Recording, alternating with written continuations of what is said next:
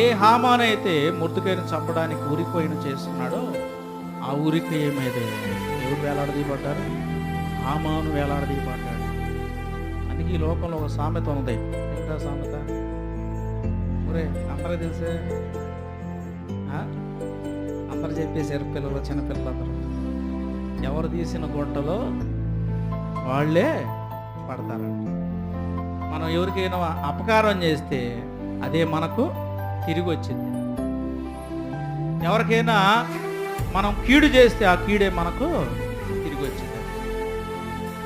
అందుకే లోకస్తులు కూడా అంటారు, కర్మ ఎవడిని విడిచిపెట్టదురా అంటారండి. కర్మ అనుభవించి వెళ్ళాలంట ఈ లోకంలో. మనం విర్రవీగుతాడు అది వచ్చిందాకా.